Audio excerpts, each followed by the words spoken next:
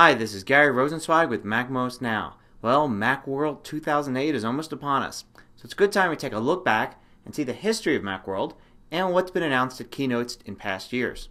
The MacWorld Expo started back in 1985. There has always been a show at the Moscone Center in San Francisco in the winter, but there's also been a summer show many years in New York City or Boston, at least until 2005 when it went down to just one show. All of the different expos featured a keynote speaker, although Steve Jobs didn't start speaking there and doing his famous keynotes until 1998. Before then, there were various different people in the Macintosh community. The show also featured, of course, a huge expo floor with tons of vendors showing new products for the Mac and, in recent years, also for things like the iPhone and the iPod. So in 1998, Steve Jobs had just returned as CEO of Apple, and he had a new big product to announce. The product he announced was the iMac. And of course, this changed everything and started Apple on its upward trend that it's been since then. In 1999's keynote, Steve Jobs announced the iBook. Now, laptops have always been a very powerful part of the Macintosh line, and having an iBook to match the iMac was a big step.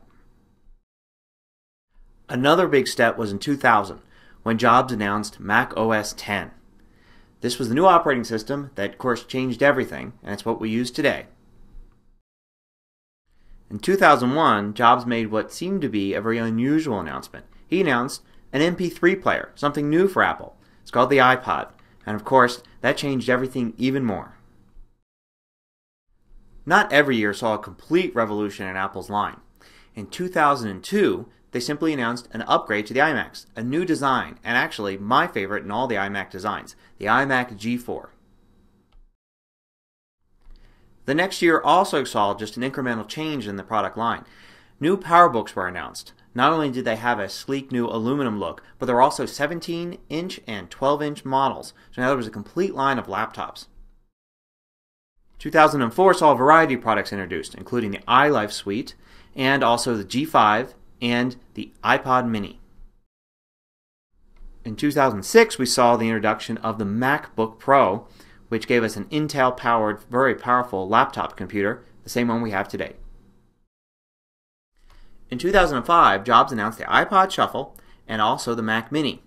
But he also surprised everybody by announcing that Apple was going to be switching to using Intel processors in Macs, rather than the PowerPC processors that they've been using for nearly a decade. Now, the most legendary of all of the MacWorld Expo keynotes was just last year. In 2007, Jobs announced the iPhone. Now, the reason this was legendary was because there have been plenty of rumors about the iPhone, but some people still thought it wouldn't happen, and a lot of people thought it would probably be something lame like a standard phone with iTunes music playback.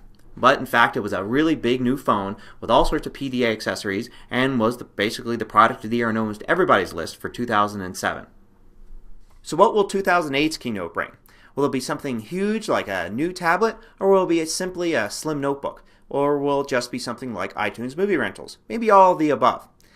This time, tomorrow, we'll know. And I'll be there at MacWorld reporting live right after the keynote's over. So look for it. See you then. Until then, this is Gary Rosenzweig with MacMost Now.